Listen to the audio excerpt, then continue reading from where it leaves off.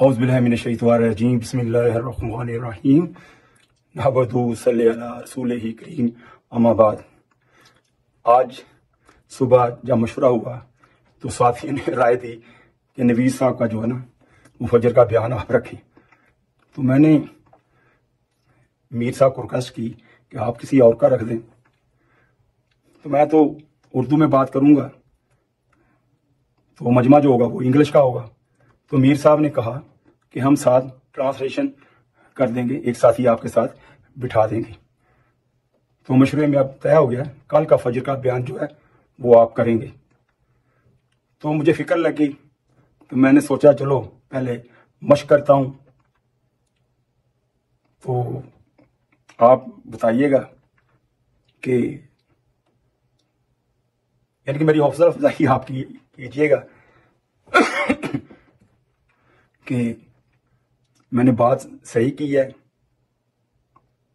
تو چلو ہم مشق کرتے ہیں۔ اللہ پاک کا بہت شکر ہے اور کرم ہے کہ اللہ پاک نے ہمیں فجر کی نماز جو ہے جماعت کے ساتھ پڑھنے کی توفیق عطا فرمائی۔ اس کے اوپر ہم اللہ سبحانہ تعالیٰ کا جتنا بھی شکر ادا کریں اتنا ہی کم ہے۔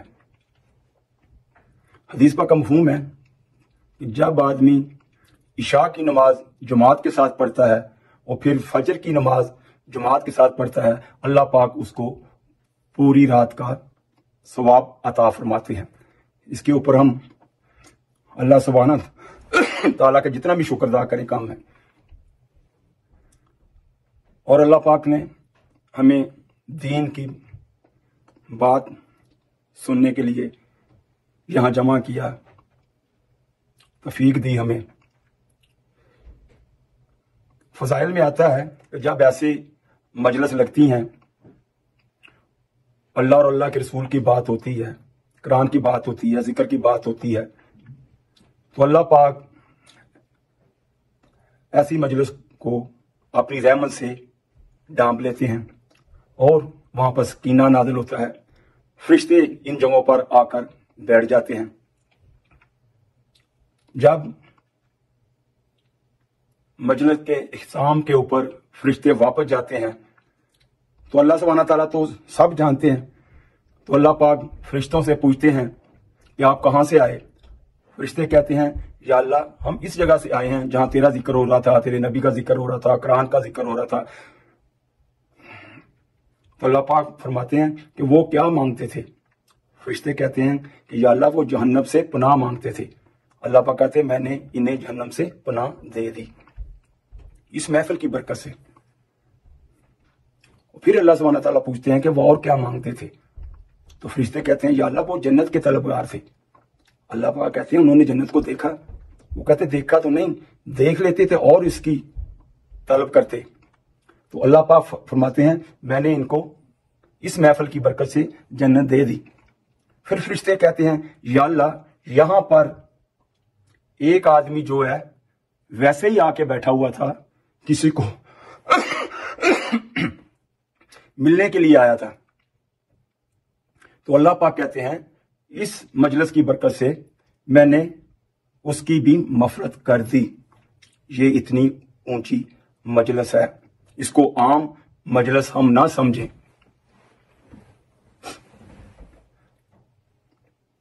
چلو آتے ہیں ہم آگے بات کو بڑھاتے ہیں کہ صحابہ رضی اللہ تعالیٰ عنہ میں بہت ساری صفات تھیں، بہت ساری کوالٹی تھی۔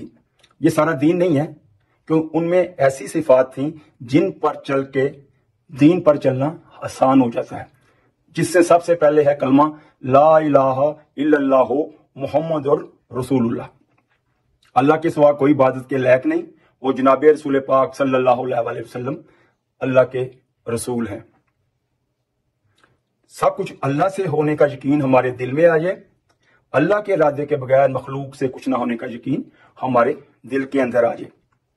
جناب رسول پاک صلی اللہ علیہ وسلم کے نورانی طریقوں پر چل کر دونوں جہانوں کی کامیابی کا یقین ہمارے دل میں آ جائے، اور غیروں کے طریقوں پر چل کر ناکامی کا یقین ہمارے دل کے اندر آ جائے۔ کلمے کے بہت سارے فضائل ہیں،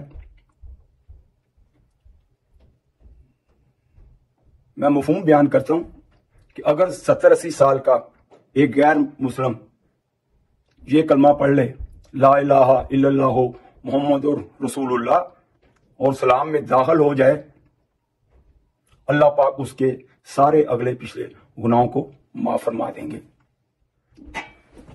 اور اس فتنہ فساد کے دور میں جس نے بھی جناب رسول پاک صلی اللہ علیہ وسلم کی ایک سنت کو بھی زندہ کیا، اللہ پاک اس کو 100 شہیدوں کا اجر عطا فرمائیں گے۔ وہ شہید جن کا خون زمین پر گرتے ہی اللہ پاک ان کے گناہوں کو معاف فرما دیتے ہیں۔ ایمان کے بعد نماز، اللہ پاک نے اپنے محبوب صلی اللہ علیہ وسلم کو معراج پر بلا کر نماز کا تحفہ دیا۔ جب آپ نماز کا تحفہ لے کر آئے اور صحابہ رضی اللہ تعالیٰ عنہ کو بتایا تو وہ بہت خوش ہوئے کہ آج اللہ کے خزانوں میں سے ہمیں لینے کا ذریعہ مل گیا۔ انہیں جب بھی کوئی مشکل پیش آتی فوراً ان کا دھیان اللہ کی طرف جاتا، 2 نفل حاجتیں پڑھتے اور اللہ سے اپنی حاجت قبول کروا لیتے۔ نماز کے بہت سارے فضائل ہیں، اس کا میں مفہوم بیان کر رہا ہوں۔ حدیث قدسی ہے، جناب رسول پاک صلی اللہ علیہ وسلم نے ارشاد فرمایا کہ اللہ سبحانہ تعالیٰ فرماتے ہیں کہ جو میرا بندہ 5 وقت کی نماز کا اہتمام کرے گا اور اسے اپنے وقت پہ ادا کرے گا تو میرا اس کے ساتھ وعدہ ہے، میں اس کو اپنی ذمہ داری کے ساتھ جنت میں داخل کرواؤں گا۔ اللہ اکبر۔ یہ نماز ہماری کیسے چمکدار بن جائے، اللہ کے خزانوں میں سے لینے والی بن جائے، اس کے لیے علم کی ضرورت ہے۔ ہر بالغ مرد عورت بچے کے لیے اتنا علم جاننا ضروری ہے جس سے اس کو حلال کا پتہ چل سکے، حرام کا پتہ چل جائے، اپنی پاکی ناپاکی کا پتہ چل جائے۔ ہم اپنے علماء حضرات کے ساتھ بیٹھ کے قرآن کو سیکھیں، وضو کو سیکھیں، اپنے قرآن کو تجویز کے ساتھ پڑھیں، اور وہ حدیث کا مفہوم ہے کہ جو بندہ اللہ کے راستے میں دین سیکھنے کے لیے نکلتا ہے معاف کیجیے گا، کچھ طبیعت خراب ہے کچھ دنوں سے نا، تو جو بندہ اللہ کا دین سیکھنے کے لیے اللہ کے راستے میں نکلتا ہے، خشکی کے جانور اور سمندروں کی مخلوق ان کے لیے مغفرت کی دعا کرتے ہیں، حتیٰ کہ فرشتے جو ہیں ان کے پاؤں کے نیچے اپنے پار بچھاتے ہیں۔ علم جو ہے وہ راستہ ہے اور ذکر جو ہے وہ روشنی ہے۔ کہتے ہیں کہ قیامت والے دن کچھ لوگ جو ہیں مشک کے ٹیلوں پہ بیٹھے ہوں گے اور لوگ پوچھیں گے یہ کون لوگ ہیں؟ فرمایا جائے گا یہ وہ لوگ ہیں جو دنیا میں اللہ کا ذکر کیا کرتے تھے۔ اللہ ان کا کیسے استقبال کر رہا ہے؟ مشک کے ٹیلوں کے اوپر ان کو بٹھایا ہوا ہے۔ اللہ پاک ہمیں بھی ذکر کرنے والا بنا دے۔ اپنی بھی خدمت کرنی ہے اور دوسروں کی بھی خدمت کرنی ہے، علماء حضرات کی عزت کرنی ہے، بڑوں کا ادب کرنا ہے، بچوں کے ساتھ پیار اور محبت کے ساتھ رہنا ہے۔ اور حدیث پاک کا مفہوم ہے کہ جب مسلمان بندہ اپنے مسلمان بھائی کی بیمار پوسی کے لیے صبح جاتا ہے، صبح سے لے کے شام تک 70,000 فرشتے اس کی مغفرت کے لیے دعا کرتے ہیں۔ وہ جب شام کو اس کی بیمار پوسی کے لیے جاتا ہے تو شام سے لے کے صبح تک 70,000 اس کی مغفرت کے لیے فرشتے دعا کرتے ہیں۔ کہتے ہیں جب بیمار آدمی کے پاس جائیں اسے دعا کروائیں، وہ اللہ کے بہت قریب ہوتا ہے۔ اور ہم جو بھی کام کریں خالص اللہ سبحانہ تعالیٰ کے لیے کریں، اس میں کوئی بھی رعایہ کاری نہ ہو۔ جیسے دنیا کے لحاظ سے ہم کس کی دعوت کرتے ہیں، چلو یار کون اس سے کبھی زندگی میں کام پڑ جائے گا، تو میں حدیث پاک کا مفہوم بیان کرتا ہوں۔ جناب رسول پاک صلی اللہ علیہ وسلم نے ارشاد فرمایا قیامت والے دن فرشتے اللہ کے پاس اعمال نامے پیش کریں گے، اللہ پاک کچھ کو قبول کریں گے، کچھ کو رد کر دیں گے۔ فرشتے کہیں گے یا اللہ ہم نے اس میں سب کچھ صحیح لکھا ہے۔ اللہ پاک فرمائیں گے آپ بالکل ٹھیک کہتے ہیں، پر آج وہ اعمال نامے قبول ہوں گے جو صرف میرے لیے کیے ہوں گے. جو کسی دوسرے کے لیے کیے گے اس کا صلہ اس سے ہی لیں. تو ہم جو بھی کام کریں خالص اللہ سبحانہ تعالیٰ کے لیے کریں. اللہ پاک مجھے بھی اس کے اوپر عمل کرنے کی توفیق عطا فرمائے. آپ کا بھی ایمان ہے، میرا بھی ایمان ہے. جناب رسول پاک صلی اللہ علیہ وسلم جو ہے وہ آخری نبی آخری نبی ہیں اور سارے نبیوں کے سردار ہیں اور قیامت تک کے نبی ہیں، سیل بند پرافٹ ہیں. اللہ پاک نے آپ پر آ کر نبوت کا سلسلہ جو بند کر دیا اور قیامت تک جتنی بھی امت آئے گی جو اللہ پر ایمان لائے گی، قرآن پر ایمان لائے گی، آپ صلی اللہ پر ایمان لائے گی، وہ آپ صلی اللہ علیہ وسلم کی امت کہلائے گی. اللہ کا اس سے بڑا اور نام کیا ہو سکتا ہے کہ اللہ پاک نے یہ نبیوں والا کام آپ صلی اللہ علیہ وسلم کی امت کو دیا. پہلی امتوں کو یہ کام نہیں دیا. اور سب سے بڑا مان کیا ہے کہ جب تک جناب رسول پاک صلی اللہ علیہ وسلم جنت میں داخل نہیں ہوں گے دوسرے نبی بھی جنت میں داخل نہیں ہوں گے. جب تک آپ صلی اللہ علیہ وسلم کی امت جنت میں داخل نہیں ہوگی دوسری امتیں جنت میں داخل نہیں ہوں گی. یہ امت ساری امتوں میں بعد میں آئی اور سب سے پہلے جنت میں داخل ہوگی.